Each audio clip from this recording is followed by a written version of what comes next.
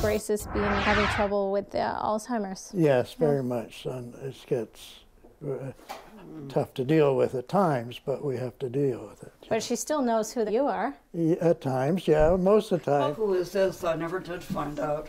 That's me. Yeah, that's Heather Small, yeah. You're watching a Fraser Focus Local Faces and Local Places. September is World Alzheimer's Month. We're raising awareness and challenging the stigma that surrounds dementia. Let's go visit Wendy. I went to college when my kids were small at night school, and then went to university and got my master's degree at 45. And You've been a force to be reckoned with. I've been very independent. And there are certain things where we'd rather avoid or pretend it's not happening, right? Yes. For the person who's just been diagnosed, I at least needed people to listen, because it was quite devastating for me. This is me with my 2 girls. Oh, wow, okay. Even though I had suspected something for a couple of years, I kind of had to work with my doctor quite a bit in order to get a CAT scan. 7 grandkids and 8 great-grandchildren. Wow. Yeah, I needed to talk about it. I just wanted people to sort of know where I was, and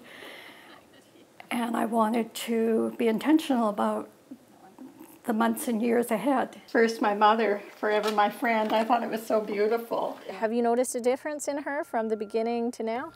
I've seen a bit of a change, for sure. She says she's a strong, independent individual, and so she's really working with that to maintain her abilities to the best possibility. Up, down, up.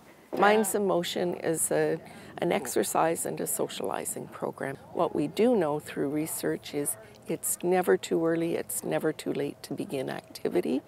There are brain changes that happen when we are active, when we are out walking, when we are participating. The same with socializing. It's really, really important to maintain socializing. They're both very healthy activities for your brain. Look, there's Laura, and there's Brandon, your great-grandson. And you said hearing is affected? Yes, which seems to be quite common with Alzheimer's. Can you hear now? Yeah, I heard you. I'm your favorite granddaughter, right? I know that. See, she knows that. My good man George and I were going canoeing, and I got into the van and I said, "Oh, I forgot my water shoes." And so I rushed back in. I threw my water shoes out. They were close by. I threw them out the door, and then there was something I needed to do in the kitchen.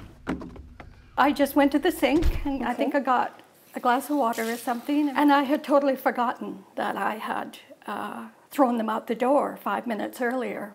So were you still looking for them? Yeah. Oh, wow. Yeah, Okay. yeah. I'm still able to do most things. I'm still driving my car short distances. I don't know how long that will last, but so far, so good. You know, when I realize that I'm getting lost or make a mistake, I will stop. But that will be very hard for me. I've been driving a car since I was 16.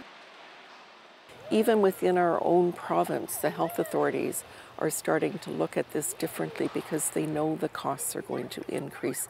How can we better manage? We want people home as long as possible. What does that mean for somebody living with dementia? How can we best support them to be at home? The Alzheimer's Society is putting more time and funding into research. In the meantime, Wendy and I are going to work on our brain skills, Sudoku. I try to do this several times a week. All right, you're watching Fraser Focus. Stay with us. I don't even know where to start.